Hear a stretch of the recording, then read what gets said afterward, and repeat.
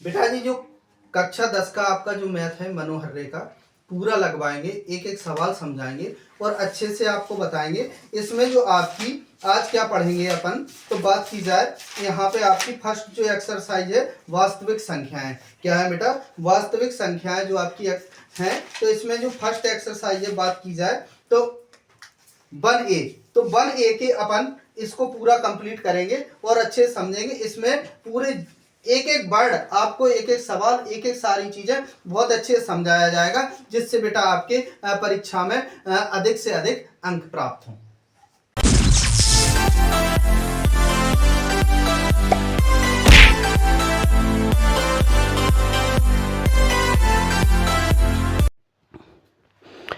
प्यारे बच्चों, अगर बात की जाए तो आपका जो मैथ है कक्षा 10 का, तो कौन सा मैथ है बेटा?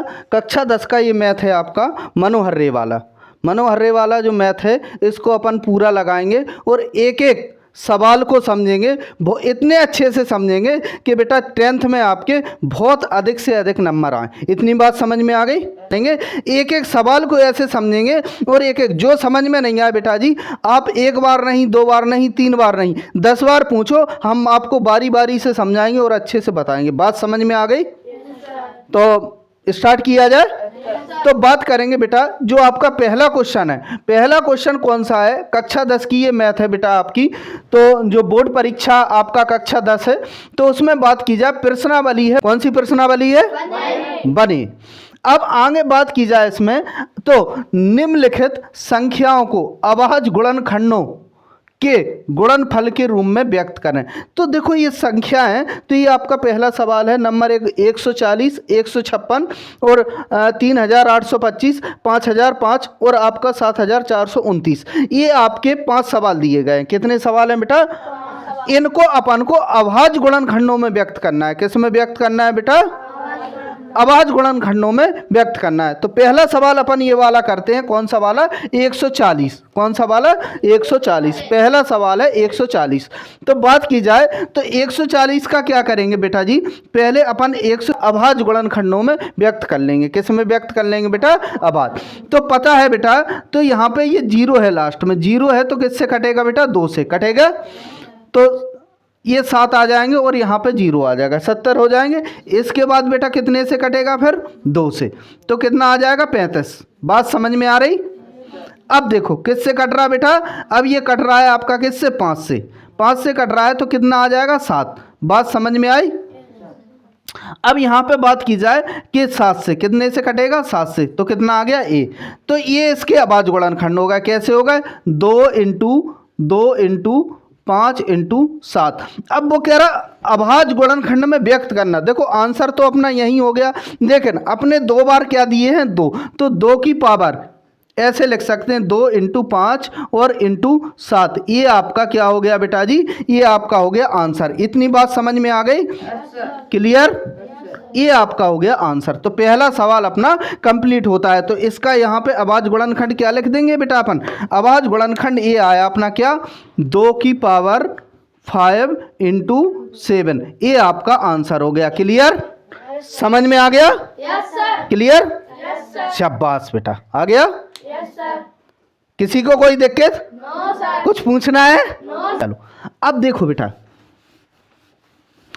अब एक बात बोले आप लोगों को, कैसे पता चला बेटा?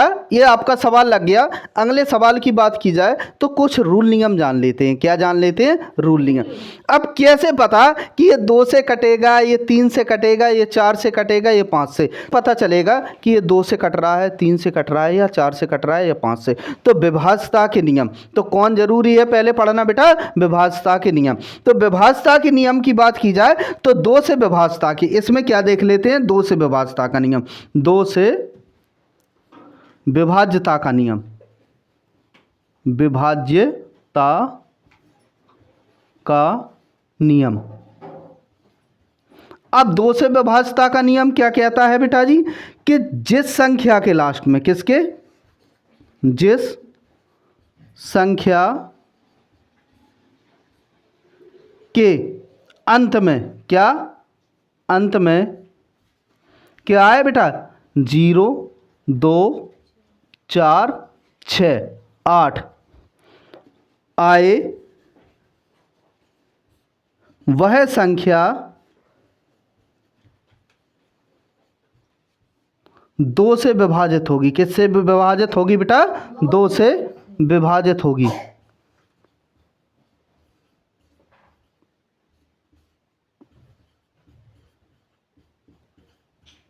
तो देखो बेटा, 2 से विभाज्यता का नियम क्या कहता है? तो 2 से विभाज्यता का नियम कहता है कि जिस संख्या के लास्ट में या अंत में, जिस संख्या के अंत में 0, 2, 4, 6, 8 आए तो वह संख्या किससे विभाजित होगी? 2 से। ऐसी कोई भी संख्या सोच लो, कितनी भी बड़ी संख्या हो बेटा, लेकिन जिसके लास्ट में क्या आता है? 0, 2, 4, 6, तो वो 8 किससे विभाजित हो जाएगी? 2 से। बात समझ में आ गई? तो बेटा जी, कितनी भी बड़ी संख्या हो, जिस संख्या के लास्ट में 0, 2, 4, 6, 8 आ रहे हैं तो वो कैसे विभाजित होगी? 2 से। क्लियर? अब देखो, संख्या जैसे अपन ले रहा है, इसी को ले लो 140, तो ये किससे विभाजित हो रही बेटा? 2 से हो रही। 2 से हो रही तो कितना? 0 है लास्ट में, तो यहाँ पे फिर 2 से हो रही, तो यहाँ पे कितना आ जाएगा? फिर 2, 35 आ जाएगा। लेकिन अब लास्ट में 35 के क्या नहीं है बेटा? 0। ना 0 है, ना 2 है, ना 4 है, नहीं तो 6 और ना ये 8 है, तो किससे ये 2 से विभाजित नहीं होगी। बात समझ में आ गई? दो की विभाज्यता का नियम। अब अपन कौन सा सवाल लगा रहा है बेटा? अब अपन सवाल लगा रहा है दूसरा वाला। कौन सा लगा रहा है बेटा? अच्छे से पढ़ेंगे, जल्दी नहीं करेंगे, क्योंकि एक लाइन है कि धीरे धीरे रे मना, धीरे सब कुछ होए, माली सींचे 100 घड़ा, ऋतु आए फल होए। मतलब आप जल्दी में कोई भी काम करें, लेकिन समय से पहले नहीं होगा। माली एक बार जो वृक्ष होता है उसमें 100 घड़े डाल दे एक बार में तो फल नहीं आएगा, लेकिन ऋतु जब उसका मौसम होगा, समय होगा, तभी तो फूल खिलेगा। बात समझ में आई? तो क्या करेंगे अपन? पहले इसको लगाएंगे। तो अपन दूसरा वाला सवाल लगाते हैं। कौन सा वाला बेटा? दूसरा वाला। सवाल की बात की जाए, कौन सा है? 156। कौन सा है बेटा? तो अपन बात करेंगे तो इसमें किसका भाग देंगे? 2 का। 2 का देंगे तो 7 आ जाएगा, और यहाँ पे कितना आ जाएगा? 8। बात समझ में आ गई? भाग देना तो आता है। अब फिर कितने से देंगे? 2 से, तो 2 तिया 6 और 2 नाम 18। अब देखो लास्ट में कितना है बेटा? 39। 9 है तो ये 2 से तो कटेगा नहीं, 2 से नहीं कटेगा, तो अपन 3 की विभाज्यता का नियम पढ़ लेते हैं। कौन सी विभाज्यता का? 3 की। तो पहले इस सवाल को कंप्लीट करते हैं। तो कितने से जाएगा बेटा? 3 से। तो 3 एकम 3 और 3 तिरके। अब 13 क्या है बेटा? अभाज्य संख्या है। क्या है? अभाज्य संख्या। अभी अभाज्य संख्या आपको समझा दे रहा है, तो यहाँ पे बात करेंगे तो 13 से इसमें भाग जाएगा और 13 ये आ जाएगा, और ये आपका कट गया। तो इसके अभाज्य गुणनखंड क्या हो जाएंगे? 2 इंटू 3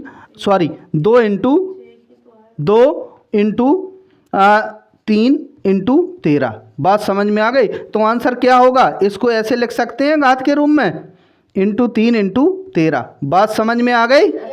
क्लियर? तो इसका आंसर क्या हो जाएगा बेटा? इस वाले दूसरा वाला है, तो इसका आंसर आपका क्या हो जाएगा? 2 पे घातें 2 इंटू 3 इंटू 13। बात समझ में आ गई? ये हो गया आपका बेटा जी आंसर, एक आएगा। बात समझ में आ गई? यहाँ पे ये क्लियर हो गया। अब अपन देखते हैं क्या? 3 की विभाज्यता, क्योंकि इसमें 3 से कटा है तो 3 की विभाज्यता का नियम देख लेते हैं। किसकी विभाज्यता का बेटा? 3 से विभाज्यता का नियम। ठीक है, तो 3 से विभाज्यता का नियम। किससे बेटा? 3 से विभाज्यता का नियम।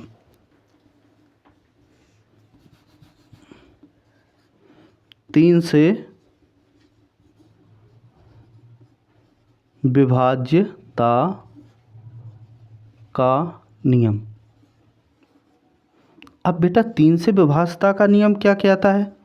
तो 3 से विभाज्यता का नियम कहता है कि दी गई संख्या को, क्या?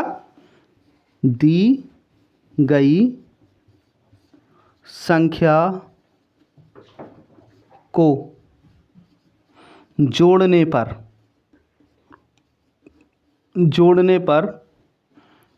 वह संख्या 3 से विभाजित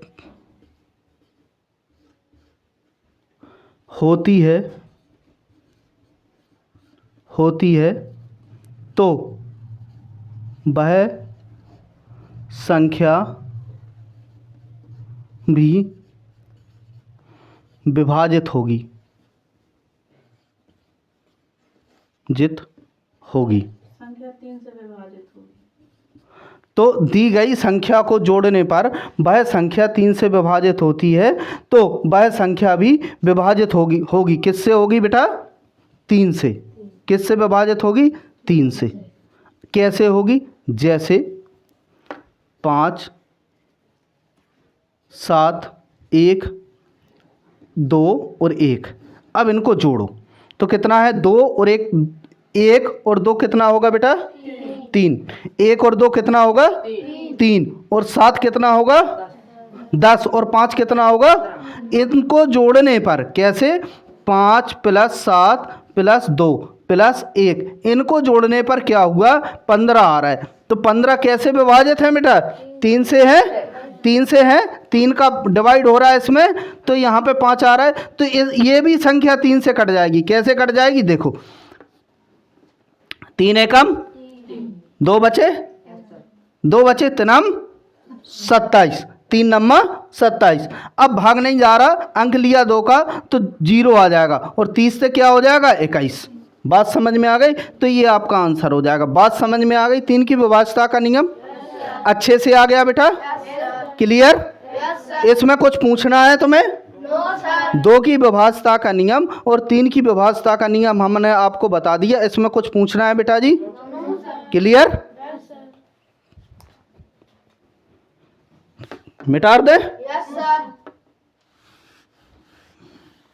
अब देखते हैं बेटा जी, 2 सवाल लग गए अपने। अब अपन देखते हैं तीसरा सवाल। कौन सा सवाल बेटा? तीसरा, ये वाला। 3 8 2 5, ये आपका सवाल है। अब इसको पहले क्या करेंगे अपन? देखो इसमें ना तो 0 है, ना 2 है, ना 4 है, ना 6, ना 8 है। तो यहाँ पे ये 2 से तो कटेगा नहीं। 2 से कटेगा बेटा? No sir. कटेगा 2 से। अब 3 से देख लेते हैं। किससे देख लेते हैं? 3 से। तो जोड़ते हैं। 3 और 8 कितना होता है? 11। 11 और 2 कितना होता है? 13। 13 5 कितना होता है? 18। अब 18 है तो 3 से कट रहा है? कट रहा है। तो पहले 3 से काटेंगे तो क्या करेंगे? 3 एकम 3 दूनी 2 बचे, 30 ते 21, 3 5। अब फिर देखते हैं 3 से कट रहा है कि नहीं कट रहा है। 2 और 1 3, 7 3 10, 10 5 15। फिर कैसे कट रहा है बेटा? 3 से। तो फिर काटेंगे 3 से इसको। तो कैसे काटेंगे? 3 चौको 12, 3 दूनी 6 और 3 5 15। अब देखो बेटा 3 से कट रहा है कि नहीं कट रहा? 4 2 6 और 6 5 11, 3 से नहीं कट रहा, ना 2 से कट रहा। तो कैसे काटेंगे? 5 से। अब 5 से विभाज्यता का नियम क्या कहता है? यहीं समझ लो बेटा। 5 से विभाज्यता का नियम क्या कहता है? कि जिस संख्या के लास्ट में 0 या 2 हो, सॉरी, जिस संख्या के अंत में 0 हो या 5 हो। बात समझ में आ गई? तो 5 से विभाज्यता का नियम क्या बताता है? कि जिस संख्या के अंत में 0 हो या 5 हो तो वो कैसे विभाजित होगी बेटा? कितने से विभाजित होगी? ये बात समझ में आ गई? तो यहाँ पे आपको बताएं कि जिस संख्या के अंत में 0 आए या 5 आए तो वो कैसे विभाजित हो जाएगी बेटा? 5 से। इतनी बात समझ में आ गई? चलो तो इसको 5 से विभाजित करेंगे अपन। कैसे करेंगे बेटा जी? 5 से। तो 5 से भाग देंगे। किससे 5 भाग देंगे बेटा? 5 से। तो बात की जाए 5 अड्डे 40, ठीक है, मतलब 5 का पहाड़ा पढ़ेंगे में गया कितने बार में 2। अब 2 बचे 5 25। अब बेटा फिर 5 से जा रहा अपना, किससे जा रहा बेटा 5 से, क्योंकि 50 ही है। अभी अपन ने रूल पढ़ा, क्या रूल पढ़ा, क्या नियम था 5 की विभाज्यता का, कि जिस संख्या के लास्ट में 0 हो या 5 हो तो वो किससे विभाजित होगी बेटा। बात समझ में आ गई, क्लियर।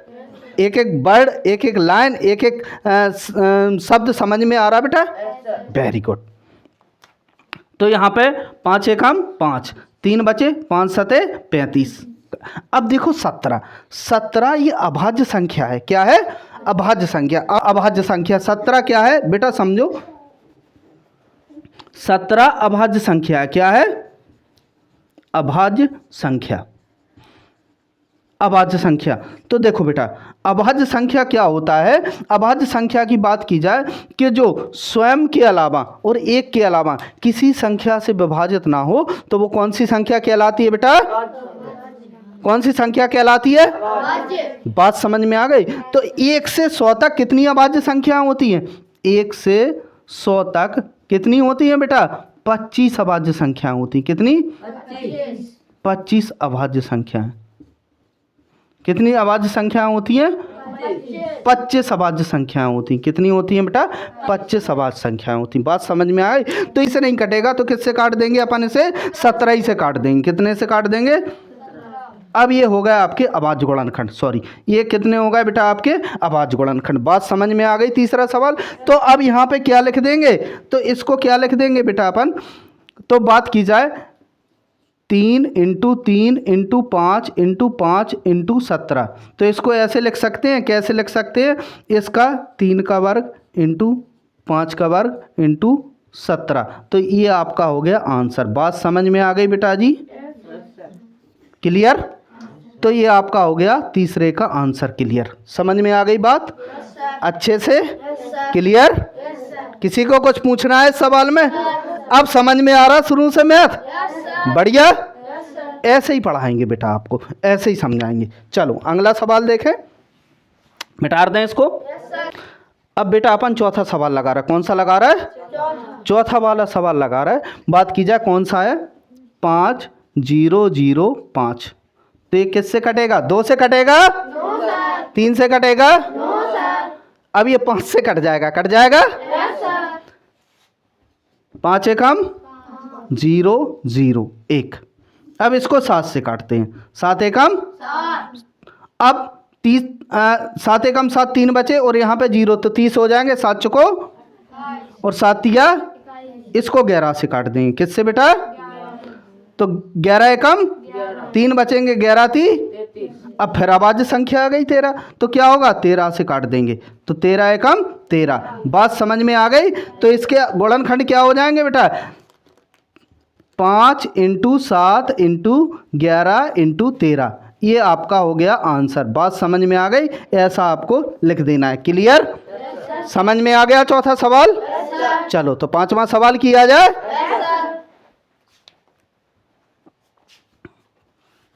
पर लगाते हैं कौन सा, लास्ट। तो बात की जाए 74 और 29, तो ये 17 से काटेंगे। कितने से, 17 से। आपका 4 3 7, बात समझ में आ गई। अब इसको काटना है 19 से, तो कितने को 19 से काटना है, 4 3 7 का भाग देना है किससे, 19 से, तो 19 दूनी 38 होता बेटा। 13 में से 8 गए, 5 बचे, यहाँ पे क्लियर। और यहाँ पे 19 तिया, अब देखो ये कितना आ गया 23, और 23 क्या है, अभाज्य संख्या, ये किसी से कटेगी नहीं, तो यहाँ पे क्या आ जाएगा बेटा 23, तो ये आ गया। तो इसके गुणनखंड क्या हो जाएंगे बेटा जी, इसके हो जाएंगे 17 19 और ये आपके 23, ये आपका आंसर हो गया। बात समझ में आ गई, क्लियर। ऐसे ही मैथ पढ़ना आपको, ऐसे ही पढ़ाया जाए, क्लियर। तो मिलते हैं नेक्स्ट पार्ट में, ठीक है। चलो।